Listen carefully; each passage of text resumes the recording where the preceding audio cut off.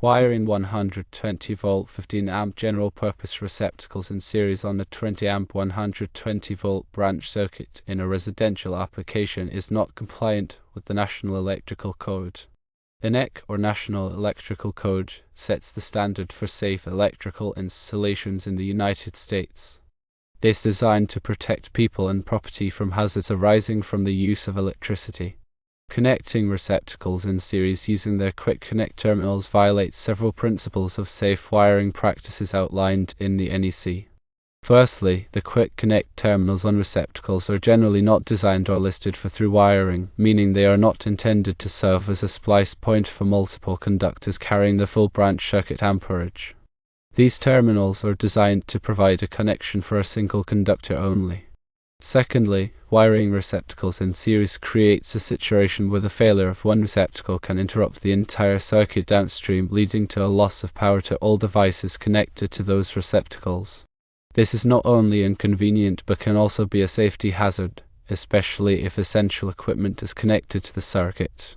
Thirdly, and perhaps most importantly, the practice of wiring receptacles in series using quick connect terminals can lead to overheating and potential fire hazards. When multiple conductors are connected to a single terminal not designed for that purpose, the connection can become loose over time due to vibration, expansion, and contraction. This loose connection increases resistance, which in turn generates heat. This heat can damage the receptacle, the wiring, and surrounding materials, potentially leading to a fire. The NEC requires that all electrical connections be made in a manner that ensures a reliable and secure connection. This typically involves the use of approved splicing methods such as wire connectors or terminal blocks. Pigtailing is a common and accepted method for connecting multiple conductors to a single terminal. Pigtailing involves connecting all the conductors together with a short length of wire, called a pigtail, using an approved wire connector. The pigtail is then connected to the receptacle terminal. This ensures that each conductor is securely connected and that the connection is capable of carrying the full branch circuit amperage. The NEC contains numerous articles and sections that address the proper methods for wiring receptacles and making electrical connections. For example, NEC section 110.3 B requires that all equipment be installed and used in accordance with its listing and labeling.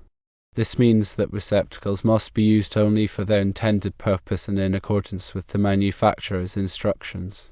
NEC section 300.11 requires that all electrical equipment be securely fastened to a support. This helps to prevent vibration and movement, which can loosen connections. NEC section 314.16 specifies the number of conductors that are permitted in a junction box or outlet box. This is important to ensure that the box is not overcrowded, which can lead to overheating and other problems. NEC section 406.3 specifies the requirements for the installation of receptacles. This includes requirements for grounding, wiring methods, and location. NEC section 406.4 specifies the requirements for the replacement of receptacles. This includes requirements for using the correct type of receptacle and for ensuring that the grounding is maintained. Furthermore, consider the potential for exceeding the current carrying capacity of the receptacle's terminals if wired in series. While a single 15-amp receptacle may be able to handle 15 amps, passing the entire 20-amp circuit through it creates a potential overload situation, especially if multiple devices are connected to receptacles downstream. This is why the NEC emphasizes the importance of distributing the load evenly across the circuit and using appropriately sized conductors and overcurrent protection. In summary, wiring 120-volt 15-amp general-purpose receptacles in series using the Quick Connect feature on the receptacle without pigtailing the branch conductors is a violation of the NEC and is not a safe wiring practice. Pigtailing is the preferred method for connecting multiple conductors to a single terminal. It's important to consult the NEC and follow all applicable codes and standards when performing electrical work. Always consult with a qualified electrician if you have any questions or concerns. Failure to comply with the NEC can result in serious injury, death, or property damage. For residential wiring, several specific articles of the NEC are highly relevant. Article 210 covers branch circuits, including the requirements for the number and type of circuits required in a dwelling unit. Article 210.11 specifies the requirements for branch circuit ratings, including the minimum size of conductors and overcurrent protection. Article 210.12 requires the installation of arc fault circuit interrupter, or PSI, protection for all branch circuits supplying outlets in dwelling units. Article 210.21 specifies the requirements for the maximum load that can be connected to branch circuits. Article 210.23 specifies the requirements for the permissible loads on branch circuits. Article 250 covers grounding and bonding, which is essential for preventing electrical shock and ensuring the proper operation of electrical equipment.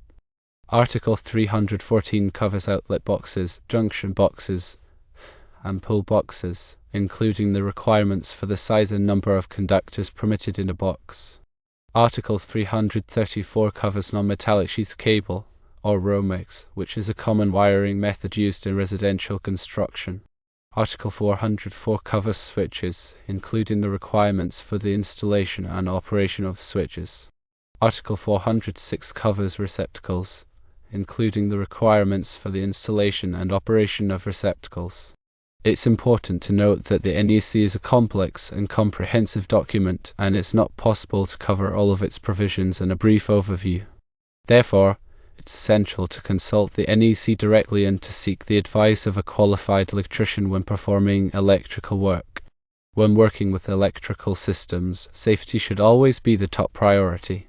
Always to energize the circuit before working on it, and use appropriate personal protective equipment, such as safety glasses and gloves. If you are not comfortable working with electricity, hire a qualified electrician to do the work for you. Understanding some additional considerations for electrical installations is helpful. Firstly, consider voltage drop. Voltage drop is the decrease in voltage that occurs along a conductor due to its resistance. Excessive voltage drop can cause electrical equipment to malfunction or fail. The NEC specifies the maximum permissible voltage drop for branch circuits and feeders. Secondly, consider ampacity. Ampacity is the current carrying capacity of a conductor. The ampacity of a conductor is determined by its size, material, and insulation type. The NEC specifies the ampacities of various types of conductors. Thirdly, consider grounding. Grounding is the process of connecting electrical equipment to the earth. Grounding helps to protect people from electrical shock and to prevent damage to equipment. The NEC specifies the requirements for grounding electrical systems. Fourthly, consider bonding. Bonding is the process of connecting metal parts of an electrical system together. Bonding helps to ensure that all metal parts are at the same electrical potential, which reduces the risk of electrical shock. The NEC specifies the requirements for bonding electrical systems. Fifthly, consider overcurrent protection. Overcurrent protection is the use of fuses or circuit breakers to protect electrical circuits from overloads and short circuits. Overloads and short circuits can cause fires and other hazards.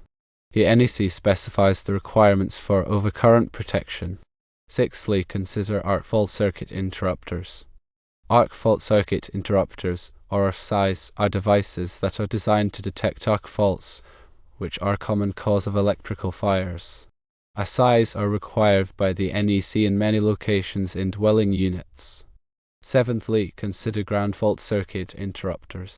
Ground fault circuit interrupters, or GFCIs, are devices that are designed to protect people from electrical shock. GFCIs are required by the NEC in many locations, such as bathrooms, kitchens, and outdoor areas. Eighthly, consider surge protection. Surge protection is the use of devices to protect electrical equipment from voltage surges.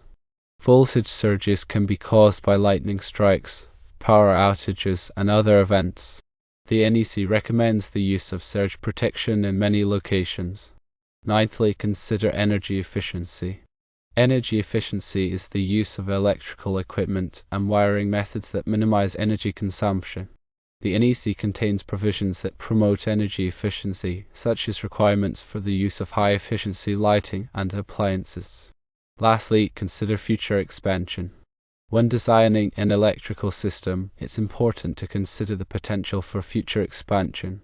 This may involve installing additional circuits, increasing the size of the service entrance, or providing space for additional equipment. The NEC provides guidance on how to plan for future expansion.